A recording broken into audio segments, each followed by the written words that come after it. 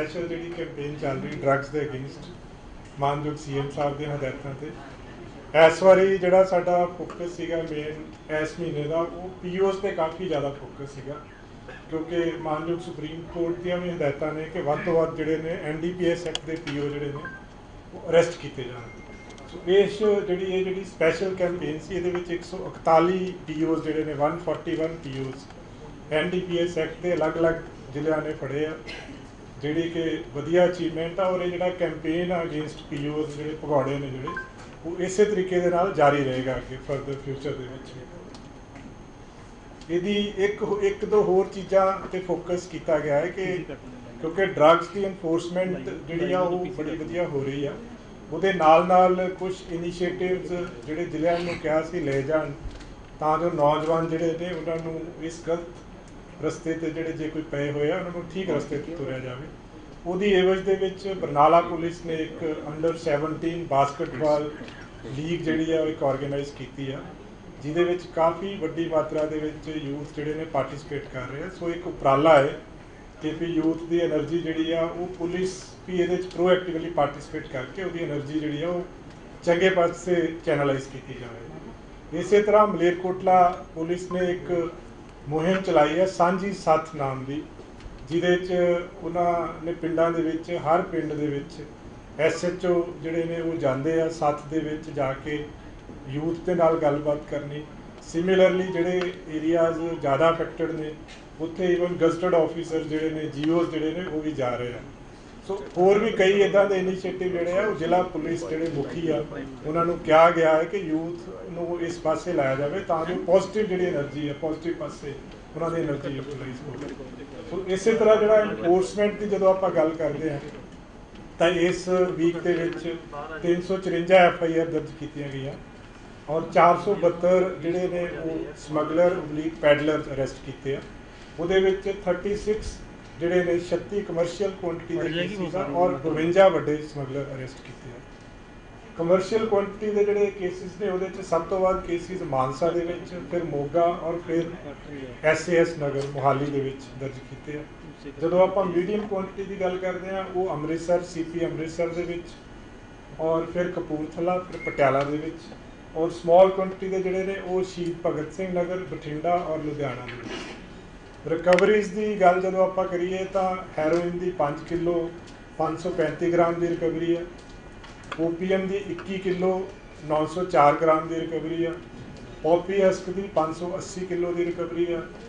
गांजे की 21 किलो और 505 ग्राम की रिकवरी है। और टैबलेट्स पेल्स इंजैक्शनस वगैरह जोड़े ने वो 1,46,277 की रिकवरी हैगी है। इस तरह जो नारकोटिक पाउडर आ 5.8 किलो है। और POs की जिदा आप गल करते हैं पूरे महीने के 141 PO फड़े हैं। पिछले हफ्ते के 42 PO 42 जोड़े PO है NDPS एक्ट के वो फड़े हैं। और इस दे उत्ते काफ़ी ज़्यादा फोकस है क्योंकि इन्होंने कई बहुत पुराने POs ने बड़ी देर तो जोड़े भगौड़े सीगे उन्होंने हुण लिस्टां बना के उन्होंने डिवाइड किया गया है कि कमर्शियल क्वांटिटी के जोड़े POs आ मीडियम तो स्मॉल क्वांटिटी के POs किहड़े आ। तो उन्होंने उत्ते जोड़े ने जिला पुलिस उन्होंने अगे फरदर डिवाइड किया गया है कि किहड़े PO आ जोड़े उस जिले के रहने वाले आ किहड़े PO आ जोड़े स्टेट के रहने वाले आ और किहड़े आउट ऑफ स्टेट के POs किहड़े आ। सो जो इन्हों आप इस तरीके डिवाइड किया एक पूरी तरह फोकस्ड अप्रोच बन जाती है एक कि इन्हों के उत्ते POs के उत्ते सब तो वध जोर दिता जाए। एक गल मैं होर कहना चाहवागा कि कानून के एक प्रोविजन है कई बार थोड़े चो पूछा गया ने 64A NDPS एक्ट की एक प्रोविजन है कानून के वो तहत जे कोई ड्रग्स पींदा फड़िया जाता है जिन्हों जोड़ा दफा 27 NDPS एक्ट के आप जिद परचा दर्ज करते हैं जहाँ जिदे को स्मॉल क्वांटिटी फड़ी जाती है वो कानून प्रोविजन है कि जेकर वो अपना रीहैबिलिटेशन कराना चाहे रीहैबिलिटेशन सेंटर पर जाके कमिटमेंट करे हो कि मैं रीहैबिलिटेशन करावांगा तो कानून के मुआफ़ी की गुंजाइश होंगी है। सो इस चीज़ को इस प्रोविजन को जोड़े साडे नौजवान आ जोड़े आप इस काम के जोड़े स्मगलिंग च इनवॉल्व नहीं है पर किसी तरीके दे नाल इस चीज़ पै गए जिन्हों ते स्मॉल क्वांटिटी के परचे दर्ज ने जां जिहड़े जिन्हों के 27 NDPS एक्ट के परचे दर्ज ने वो इस प्रोविजन को यूज़ कर सकते हैं। एक तो वो रीहैबिलिटेशन होएगी दूसरा कानूनी तौर पर मुआफ़ी की प्रोविजन होंगी है। ਸੋ 64A NDPS ਐਕਟ ਦਾ ਇੱਕ ਸਪੈਸੀਫਿਕ ਸੈਕਸ਼ਨ ਆ। ਕੁਛ ਵਹਿਮ ਹੁੰਦੇ ਆ ਕਈਆਂ ਨੂੰ ਕਿ ਇਹ ਜੇ ਅਸੀਂ ਮੰਨਾਂਗੇ ਤਾਂ ਇਹਨੂੰ ਕਨਵਿਕਸ਼ਨ ਮੰਨੀ ਜਾਏਗੀ। ਸੋ ਇਹਦਾ ਇਹ ਪਰਪਸ ਨਹੀਂ ਹੁੰਦਾ, ਇਹਦਾ ਪਰਪਸ ਰੀਹੈਬਲੀਟੇਸ਼ਨ ਆ ਬੇਸਿਕਲੀ। ਸੋ ਕਿਸੇ ਤਰ੍ਹਾਂ ਦਾ ਫਿਊਚਰ 'ਚ ਵੀ ਪ੍ਰੋਬਲਮ ਨਹੀਂ ਆਉਂਦੀ। ਇੱਕ ਤਾਂ ਉਹ ਯੂਥ ਰੀਹੈਬਲੀਟੇਟ ਹੋਏਗਾ ਔਰ ਉਹਦੇ ਵਾਸਤੇ ਅਲੱਗ-ਅਲੱਗ ਜਗ੍ਹਾ ਦੇ ਉੱਤੇ ਸਰਕਾਰ ਨੇ ਊਟ ਸੈਂਟਰਸ ਬਣਾਏ ਆ, ਰੀਹੈਬਲੀਟੇਸ਼ਨ ਸੈਂਟਰਸ ਬਣਾਏ ਆ।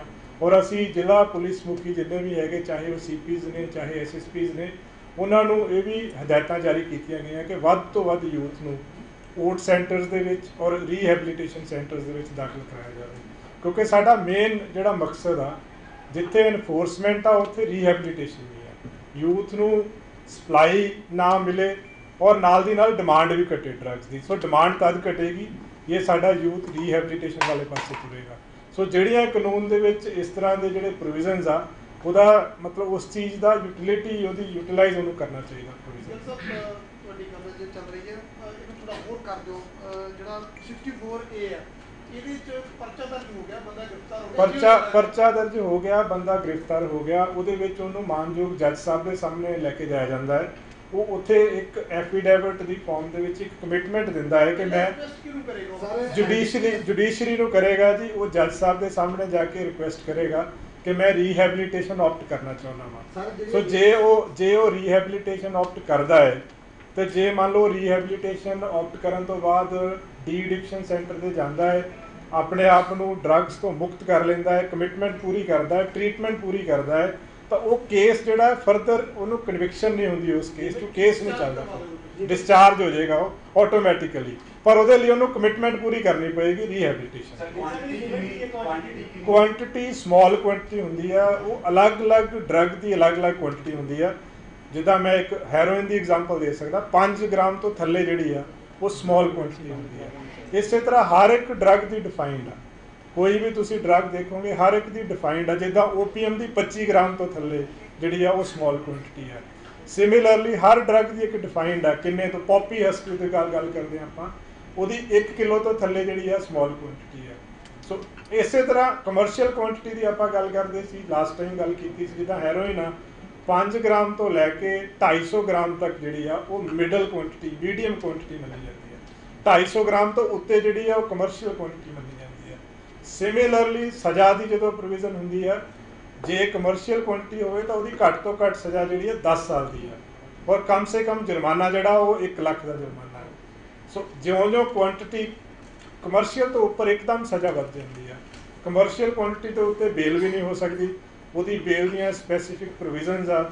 ਉਹਦੇ ਵਿੱਚ ਈਵਨ ਜਿਹਨੂੰ ਆਪਾਂ ਡਿਫਾਲਟ ਬੇਲ ਕਹਿੰਦੇ ਹਾਂ ਕਿ ਕਿੰਨੇ ਦਿਨਾਂ ਤੱਕ ਪੁਲਿਸ ਚਲਾਨ ਨਾ ਦੇਵੇ ਤਾਂ ਆਟੋਮੈਟਿਕ ਬੇਲ ਹੁੰਦੀ ਆ। ਕਮਰਸ਼ੀਅਲ ਕੁਆਂਟਿਟੀ 'ਚ ਉਹ ਵੀ 180 ਦਿਨ, ਆਮ ਜੁਰਮਾਂ ਦੇ ਵਿੱਚ ਉਹ 60 ਦਿਨ ਹੁੰਦੇ ਆ ਜਾਂ 90 ਦਿਨ ਹੁੰਦੇ ਆ। ਸੋ ਸਮਾਲ ਕੁਆਂਟਿਟੀ ਦਾ ਮਤਲਬ ਆ ਹੈਰੋਇਨ ਦੀ ਜਦੋਂ ਆਪਾਂ ਗੱਲ ਕਰੀਏ, ਜਿਹਨੂੰ ਚਿੱਟਾ ਆਪਾਂ ਕਹਿ ਦਿੰਦੇ ਹਾਂ, 5 ਗ੍ਰਾਮ ਤੋਂ ਘੱਟ ਜੇ ਕਿਸੇ ਤੋਂ ਫੜੀ ਜਾਂਦੀ ਆ, ਜਾਂ ਬਹੁਤ ਸਾਰਾ ਯੂਥ ਆ, ਬਹੁਤ ਸਾਰੇ ਕੇਸਿਸ ਦਰਜ ਹੁੰਦੇ ਜਿਹਦੇ 'ਚ ਕੋਈ ਮੌਕੇ 'ਤੇ ਪੀਂਦੇ ਫੜੇ ਜਾਂਦੇ ਆ, ਉਹ 27 NDPS ਐਕਟ 'ਚ ਹੁੰਦਾ। ਸੋ ਉਹਦੇ ਵਿੱਚ ਇਹ ਪ੍ਰੋਵੀਜ਼ਨ ਹੈਗੀ ਆ। ਉਹ ਰੀਹੈਬਲੀਟੇਸ਼ਨ ਦੀ ਜਿਹੜੀ ਪ੍ਰੋਵੀਜ਼ਨ ਹੈ 64A NDPS ਐਕਟ ਦੀ, ਉਹ ਸਾਡੇ ਨੌਜਵਾਨਾਂ ਨੂੰ ਜਿਹੜੇ ਇਸ ਗਲਤ ਸੰਗਤ ਕਰਕੇ ਇਸ ਚੱਕਰ 'ਚ ਪੈ ਗਏ, ਉਹਨਾਂ ਨੂੰ ਯੂਟਿਲਾਈਜ਼ ਕਰਨਾ ਚਾਹੀਦਾ ਉਸ ਚੀਜ਼ ਨੂੰ। ਸਰ ਹੁਣ ਤੱਕ ਕਿਸੇ ਜ਼ਿਲ੍ਹੇ ਦੇ ਵਿੱਚ ਆਈ ਜੀ ਇੱਦਾਂ ਦੀ ਰਿਕੁਐਸਟ ਜੀ ਨੌਜਵਾਨਾਂ ਵੱਲੋਂ? ਨਹੀਂ, ਜਿਹੜੇ ਭਗੌੜੇ ਆ ਉਹਦੇ 'ਤੇ ਤਾਂ ਸਪੈਸ਼ਲ ਕੈਂਪੇਨ ਜਿੱਦਾਂ ਮੈਂ ਦੱਸਿਆ ਉਹ ਅਸੀਂ ਚਲਾਈ ਹੋਈ ਆ। ਰੈਗੂਲਰ ਉਹਦੀ ਮੋਨੀਟਰਿੰਗ ਹੋ ਰਹੀ ਆ, ਹਰ ਹਫਤੇ, ਹਰ ਰੋਜ਼ ਹੋ ਰਹੀ ਆ। ਬਲਕਿ ਹਰ ਰੋਜ਼ ਕਰੀਬ ਸਾਡੇ 6 ਤੋਂ 7 ਜਿਹੜੇ ਭਗੌੜੇ ਫੜੇ ਜਾ ਰਹੇ ਆ। ਜਿੱਦਾਂ ਇਸ ਹਫਤੇ 42 ਫੜੇ ਆ, ਐਵਰੇਜ ਜਿਹੜੀ 6 ਦੀ ਹੈ, ਕਿਸੇ ਦਿਨ 6 ਕਿਸੇ ਦਿਨ 7 ਆ। ਔਰ ਤੁਰੰਤ ਜਦੋਂ ਫੜੇ ਜਾਂਦੇ ਆ, ਕਈ ਦੋ ਤਰ੍ਹਾਂ ਦੇ ਹੁੰਦੇ ਆ। ਇੱਕ ਹੁੰਦੇ 299 ਦੇ, ਉਹਦੇ ਵਿੱਚ ਆਲਰੇਡੀ ਚਲਾਨ ਦਿੱਤਾ ਹੁੰਦਾ ਹੈ। ਚਲਾਨ ਦੇਣ ਤੋਂ ਬਾਅਦ ਉਹ ਡੇਟਸ ਮਿਸ ਕੀਤੀਆਂ ਹੁੰਦੀਆਂ ਕਈਆਂ ਨੇ। ਇੱਕ 82-83 ਦੇ PO ਹੁੰਦੇ, ਉਹਦੇ ਵਿੱਚ ਚਲਾਨ ਜਿਹੜਾ ਵਾ ਉਹ PO ਬੰਦ ਤੋਂ ਬਾਅਦ ਉਹਦੇ 'ਚ ਵੀ ਚਲਾਨ ਦਿੱਤਾ ਹੁੰਦਾ ਹੈ। ਸੋ ਜਦੋਂ ਉਹ ਬੰਦਾ ਫੜਿਆ ਜਾਂਦਾ, ਨਾਲ ਹੀ ਟਰਾਇਲ ਸ਼ੁਰੂ ਹੋ ਜਾਂਦਾ ਵਾ। ਚਲਾਨ ਉਹਦਾ ਆਲਰੇਡੀ ਦਿੱਤਾ ਹੋਇਆ ਜਿੱਥੇ PO ਆ ਬੰਦਾ, ਜਿੱਥੇ ਭਗੌੜਾ ਵਾ। ਔਰ ਜੇ ਕਿਸੇ ਕੇਸ 'ਚ ਨਾ ਦਿੱਤਾ ਹੋਵੇ, ਉਹ ਵੀ ਤੁਰੰਤ ਚਲਾਨ ਦੇਣ ਦੀ ਜਿਹੜੀ ਹੈਗੀ ਹਦਾਇਤਾਂ ਦਿੱਤੀਆਂ। ਸਾਰੇ ਸਭ ਤੋਂ ਜਿਹੜੇ ਤੁਸੀਂ ਭਗੌੜੇ ਫੜੇ ਆ ਜੀ, ਸਭ ਤੋਂ ਜ਼ਿਆਦਾ ਦੇਰ ਵਾਲਾ ਕਿਹੜੇ? ਐਗਜ਼ੈਕਟ ਤਾਂ ਨਹੀਂ ਕਹਿ ਸਕਦਾ, ਪਰ ਇਹਦੇ ਵਿੱਚ ਬਹੁਤ ਸਾਰੇ ਨੇ ਜਿਹੜੇ ਈਵਨ 90s ਦੇ ਵੀ ਹੈਗੇ ਕਈ ਉਹਦੇ ਵਿੱਚ, ਮਤਲਬ 2000 ਤੋਂ ਪਹਿਲਾਂ ਦੇ ਵੀ ਹੈਗੇ ਕਈ ਉਹਦੇ ਵਿੱਚ, ਬਹੁਤ ਪੁਰਾਣੇ ਵੀ ਹੈਗੇ। ਤੇ ਦੂਜੀ ਗੱਲ ਸਰ, ਜਿਹੜੀ ਤੁਸੀਂ ਇਹ ਦੱਸੀ ਆ ਵੀ 64A ਦੇ ਤਹਿਤ ਵੀ ਪ੍ਰੋਵੀਜ਼ਨ ਹੈਗੀ ਆ ਕਿ ਜਿਹੜੇ ਨੌਜਵਾਨ ਨਸ਼ਾ ਕਰਦੇ ਸੀਗੇ ਉਹ ਦੁਬਾਰਾ ਮਤਲਬ ਘਰ ਵਾਪਸੀ ਕਰ ਸਕਦੇ ਆ, ਨਸ਼ਾ ਛੱਡ ਸਕਦੇ। ਕੋਈ ਕਿਸੇ ਜ਼ਿਲ੍ਹੇ ਚੋਂ ਆਈ ਇਦਾਂ ਦੀ ਰਿਕੁਐਸਟ? ਨਹੀਂ, ਉਹ ਆ ਨਹੀਂ ਰਹੀ। ਉਹ ਇਸੇ ਲਈ ਅੱਜ ਤੁਹਾਡੇ ਮੀਡੀਅਮ ਦੇ ਰਾਹੀਂ ਇੱਕ ਵਾਰੀ ਚਾਹੁੰਦੇ ਸੀ, ਕਿਉਂਕਿ ਉਹਦੇ 'ਚ ਕੁਝ ਵਹਿਮ ਭਰਮ ਨੇ। ਕਈਆਂ ਨੂੰ ਇਹ ਵਹਿਮ ਆ ਕਿ ਵੀ ਇਹਦੇ 'ਚ ਜੇ ਅਸੀਂ ਮੰਨਾਂਗੇ ਤਾਂ ਉਹ ਇਨਸਾਫ ਹੋ ਜਾਏਗਾ। ਉਹ ਇਸ ਕਰਕੇ ਇਹ ਚੀਜ਼ ਨਹੀਂ ਹੁੰਦੀ। ਜਿਹੜੀ ਪ੍ਰੋਵੀਜ਼ਨ ਕਾਨੂੰਨ 'ਚ ਜਿਹੜੀ ਸਾਡੇ ਕਨਸਟੀਟਿਊਸ਼ਨ ਦੇ ਥਰੂ ਜਿਹੜੀ ਪ੍ਰੋਵੀਜ਼ਨ ਬਣੀ ਹੋਈ ਆ ਲਾਅ ਦੇ ਵਿੱਚ, ਉਹ ਪ੍ਰੋਵੀਜ਼ਨ ਜਿਹੜੀ ਆ ਉਹ ਲੋਕਾਂ ਦੀ ਭਲਾਈ ਵਾਸਤੇ ਬਣੀ ਆ ਔਰ ਉਹਨੂੰ ਯੂਟਿਲਾਈਜ਼ ਕਰਨਾ ਚਾਹੀਦਾ। ਸੋ ਇਹ ਇੱਕ ਪ੍ਰੋਵੀਜ਼ਨ ਐਸੀ ਆ ਜਿਹਨੂੰ ਯੂਜ਼ ਨਹੀਂ ਕੀਤਾ ਜਾ ਰਿਹਾ। ਮਤਲਬ ਪਬਲਿਕ ਜਾਂ ਜਿਹੜੇ ਸਾਡਾ ਯੂਥ ਆ ਜਿਹੜੇ ਇਸ ਚੱਕਰ 'ਚ ਪੈ ਜਾਂਦੇ ਆ, ਉਹ ਘੱਟ ਯੂਜ਼ ਕਰਦੇ, ਜਿਹੜਾ ਕਿ ਕਰਨਾ ਚਾਹੀਦਾ ਹੈ। ਤੁਸੀਂ ਕੋਈ ਅਵੇਅਰਨੈਸ ਦੇ ਲਈ ਕੁਝ ਕਰ ਰਹੇ ਹੋ, ਕੋਈ ਪਲਾਨ ਇਸ ਤਰ੍ਹਾਂ? ਇਹਦੇ ਵਿੱਚ ਦੋ ਤਿੰਨ ਚੀਜ਼ਾਂ ਹੁੰਦੀਆਂ ਜੀ, ਜਿਹਦਾ ਅਵੇਅਰਨੈਸ ਪਹਿਲਾਂ ਤਾਂ ਅੱਜ ਇਹੀ ਆ ਤੁਹਾਡੇ ਪਲੇਟਫਾਰਮ ਤੋਂ ਮੈਂ ਚਾਹਾਂਗਾ ਕਿ ਪ੍ਰੋਵੀਜ਼ਨ ਨੂੰ ਤੁਹਾਨੂੰ, ਬਲਕਿ ਅਸੀਂ ਉਹ ਸਪੈਸੀਫਿਕ ਜਿਹੜੀ ਪ੍ਰੋਵੀਜ਼ਨ ਆ 64A ਦੀ ਉਹ ਸੋ ਪਹਿਲਾ ਸਟੈਪ ਤਾਂ ਇਹੀ ਆ ਕਿ ਇੱਕ ਵਾਰੀ ਆਪਾਂ ਇਹਨੂੰ ਥੋੜ੍ਹਾ ਜਿਹਾ ਲੋਕਾਂ ਦੇ ਵਿੱਚ ਲੈ ਕੇ ਆਈਏ ਕਿ ਇੱਦਾਂ ਦਾ ਕਾਨੂੰਨ ਦੇ ਵਿੱਚ ਪ੍ਰੋਵੀਜ਼ਨ ਹੈਗੀ ਆ। ਉਸ ਤੋਂ ਬਾਅਦ ਫਿਰ ਜਿਹੜੇ ਸਾਡੇ ਯੂਥ ਜਿਹੜੇ ਫੜੇ ਹੋਏ ਆ ਇਸ ਕੇਸਿਸ ਦੇ ਵਿੱਚ, ਉਹਨਾਂ ਨੂੰ ਵੀ ਥਰੂ ਸਾਡੇ ਜਿਹੜੇ SSPs ਤੇ CPs ਦੇ ਥਰੂ ਉਹਨਾਂ ਨੂੰ ਪ੍ਰੇਰਿਤ ਕਰਾਂਗੇ ਕਿ ਇਹਦਾ ਇਸ ਪ੍ਰੋਵੀਜ਼ਨ ਦਾ ਫਾਇਦਾ। ਸਰ, ਤੁਸੀਂ ਆਪਣੀ ਪੁਲਿਸ ਡਿਪਾਰਟਮੈਂਟ 'ਚ ਜੋ SHO ਲੈਵਲ ਹੈ ਜਾਂ ਰੂਟ ਲੈਵਲ 'ਤੇ ਕੰਮ ਕਰਦੇ ਆ, ਉਹਨਾਂ ਨੂੰ ਕੋਈ ਆਰਡਰ ਇਸ ਤਰੀਕੇ ਦੇ ਜਾਰੀ ਕਰ ਰਹੇ ਹੋ ਵੀ ਜੋ ਇਸ ਤਰੀਕੇ ਦਾ ਕੋਈ ਪਕੜਿਆ ਜਾਂਦਾ ਸਮਾਲ ਕੁਆਂਟੀਟੀ ਵਾਲਾ, ਉਹ ਉਹਨਾਂ ਵੱਲੋਂ ਦੱਸਿਆ ਜਾਵੇ ਮੌਕੇ 'ਤੇ ਵੀ? ਇਹ ਕਰਾਂਗੇ ਜੀ, ਜ਼ਰੂਰ ਕਰਾਂਗੇ। ਔਰ ਉਹਨਾਂ ਨੂੰ, ਕਿਉਂਕਿ ਅਵੇਅਰਨੈਸ ਜਿਹੜੀ ਆ ਲਾਅ ਦੀ ਆਮ ਪਬਲਿਕ ਨੂੰ ਹੋਣੀ ਵੀ ਬੜੀ ਜ਼ਰੂਰੀ ਹੈ। ਸੋ ਇਸ ਚੀਜ਼ ਦੀ ਅਵੇਅਰਨੈਸ ਕ੍ਰੀਏਟ ਕੀਤੀ ਜਾਵੇਗੀ, ਕਿਉਂਕਿ ਅਲਟੀਮੇਟਲੀ ਆਪਣਾ ਏਮ ਸਾਰਿਆਂ ਦਾ ਹੈਗਾ ਕਿ ਜਿਹੜਾ ਯੂਥ ਗਲਤ ਪਾਸੇ ਤੁਰਿਆ ਹੋਇਆ ਉਹਨੂੰ ਠੀਕ ਪਾਸੇ ਲਿਆਂਦਾ ਜਾਵੇ। ਔਰ ਜਿਹੜੇ ਲੋਕ ਕਈ ਤਾਂ ਹਾਰਡਕੋਰ ਕ੍ਰਿਮੀਨਲਸ ਹੁੰਦੇ ਆ, ਤਦੇ ਹੀ ਇਹਨੂੰ ਸਮਾਲ ਕੁਆਂਟੀਟੀ ਜਾਂ 27 ਦੀ ਗੱਲ ਆਪਾਂ ਕਰਦੇ ਹਾਂ ਕਿ ਉਹ ਲੋਕ ਹੋਣਗੇ ਜਿਹੜੇ ਸ਼ਾਇਦ ਇਸ ਦੇ ਵਿੱਚ 100% ਇਨਵੋਲਵ ਨਹੀਂ ਹੋਣਗੇ, ਪਰ ਕਿਸੇ ਨਾ ਕਿਸੇ ਕਾਰਨ ਕਰਕੇ ਫਸ ਗਏ। ਸੋ ਇਹ ਕ੍ਰਿਮੀਨਲਸ ਵਾਸਤੇ ਨਹੀਂ ਹੈ, ਇਹ ਉਸ ਯੂਥ ਵਾਸਤੇ ਜਿਹਨੂੰ ਆਪਾਂ ਭਟਕਿਆ ਹੋਇਆ ਕਹਿੰਦੇ ਉਹਦੇ ਵਾਸਤੇ। ਗਿੱਲ ਸਾਹਿਬ, ਜਿਹੜੀ ਇੱਕ ਵੀਡੀਓ ਵਾਇਰਲ ਹੋ ਰਹੀ ਹੈ ਜਿਹੜੀ ਸੋਸ਼ਲ ਮੀਡੀਆ ਦੇ ਉੱਤੇ, ਜਿਸ ਵਿੱਚ ਗੁਰਪ੍ਰਤਾਪ ਪੰਨੂ ਦੀ ਜਿਹੜੀ ਕਹੀ ਜਾ ਰਹੀ ਹੈ ਕਿ ਲੁਧਿਆਣੇ ਦੀ ਵੀਡੀਓ ਹੈ, ਇਹਦੇ ਬਾਰੇ ਕੁਝ ਪਤਾ ਚੱਲ ਸਕਿਆ ਕਿ ਕਿੱਥੋਂ ਦੀ ਵੀਡੀਓ? ਨਹੀਂ, ਅਜੇ ਪਤਾ ਨਹੀਂ ਲੱਗਿਆ ਜੀ, ਅਜੇ ਉਹ ਵੈਰੀਫਾਈ ਕਰ ਰਹੇ ਆ, ਕੰਸਰਨਡ ਆਫੀਸਰਸ ਕਰ ਰਹੇ। ਕੁਝ ਪਤਾ ਲੱਗੇਗਾ ਤਾਂ ਫਿਰ ਮੀਡੀਆ ਨੂੰ ਦੱਸ ਦਿਆਂਗੇ। ਗਿੱਲ ਸਾਹਿਬ, ਇਹ ਕੋਈ ਹੈ ਤੁਹਾਡੇ ਕੋਲ ਜਿਹੜੇ ਸਮਾਲ ਜਿਹਨਾਂ ਕੋਲ 5 ਗ੍ਰਾਮ ਤੋਂ ਹੇਠਾਂ ਇਹਦੇ ਵਿੱਚ ਕਿੰਨੀ ਗਿਣਤੀ ਹੈ ਜਿਨ੍ਹਾਂ ਦੀ ਕੋਈ ਮਾਮਲੇ ਦਰਜ ਹੋਏ? ਦੇਖੋ, ਐਗਜ਼ੈਕਟ ਨੰਬਰ ਨਹੀਂ ਅੱਜ ਹੋਊਗਾ ਮੇਰੇ ਕੋਲੇ, ਪਰ ਜੇ ਤੁਸੀਂ ਚਾਹੋਗੇ ਤਾਂ ਆਪਾਂ ਨੈਕਸਟ ਟਾਈਮ ਡਿਸਕਸ ਕਰ ਸਕਦੇ ਕਿ ਕਿੰਨੇ ਇਹੋ ਜਿਹੇ ਅਕਿਊਜ਼ਡ ਨੇ ਜਿਹੜੇ ਸਮਾਲ ਕੁਆਂਟੀਟੀ ਦੇ ਵਿੱਚ ਫੜੇ ਹੋਏ ਆ। ਉਹ ਆਪਾਂ ਸ਼ੇਅਰ ਕਰ ਲਾਂਗੇ ਨੈਕਸਟ ਮੀਟਿੰਗ ਦੇ ਵਿੱਚ।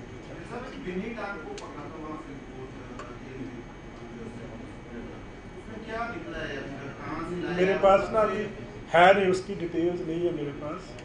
थोड़ी डिटेल्स लेके then I can share. Sir, ਬਿਆਨ ਦਾ ਕੁਐਸਚਨ ਹੈਗਾ ਸਿੱਧੂ ਮੂਸੇਵਾਲਾ ਜੋ ਕੇਸ ਹੈਗਾ ਉਹਦੇ ਵਿੱਚ ਕੀ ਨਵੀਂ ਅਪਡੇਟ ਹੈਗੀ ਹੈ? ਕਿਉਂਕਿ ਲੇਟੈਸਟ ਉਹੀ ਹੈ ਜੀ, ਉਹਦੇ ਵਿੱਚ ਜੋ ਜਿੰਨਾ ਤੁਹਾਨੂੰ ਪਤਾ ਹੈ ਕਿਉਂਕਿ ਉਹੀ ਹੈ। ਵੈਪਨਸ ਜਿਹੜੇ ਕਿਹਾ ਜਾ ਰਿਹਾ ਸੀ, ਜੋ ਖਬਰ ਨਿਕਲ ਕੇ ਆਈ ਕਿ ਉਹੀ ਵੈਪਨਸ ਯੂਜ਼ ਕੀਤੇ ਗਏ ਸੀ। ਨਹੀਂ, ਮੇਰੀ ਨੌਲੇਜ ਨਹੀਂ ਹੈ ਜੀ, ਕਿਉਂਕਿ ਉਹ ਜਿਹੜੀ SIT ਬਣੀ ਹੋਈ ਆ ਉਹ ਸਮੇਂ-ਸਮੇਂ ਤੇ ਉਹ SIT ਜਾਂ ਜਿਹੜੇ AGTF ਦੇ ਮਾਨਯੋਗ ADGP ਸਾਹਿਬ ਆ, ਉਹ ਜਦੋਂ ਕੋਈ ਨਵੀਂ ਡਿਵੈਲਪਮੈਂਟ ਹੋਊਗੀ ਸ਼ੇਅਰ ਕਰਨਗੇ ਉਹਦੇ ਨਾਲ। ਉਹ ਇਨਵੈਸਟੀਗੇਸ਼ਨ ਜਿਹੜੀ ਆ ਉਹ ਪੀਸਮੀਲ 'ਚ ਨਹੀਂ ਸ਼ੇਅਰ ਕੀਤੀ ਜਾਂਦੀ ਸਾਡੇ ਨਾਲ। ਉਹ ਜਦੋਂ ਵੀ ਕੋਈ ਨਵੀਂ ਕੋਈ ਡਿਵੈਲਪਮੈਂਟ ਹੋਏਗੀ ਉਹ ਨਾਲ ਦੀ ਨਾਲ ਸ਼ੇਅਰ ਕਰਨਗੇ।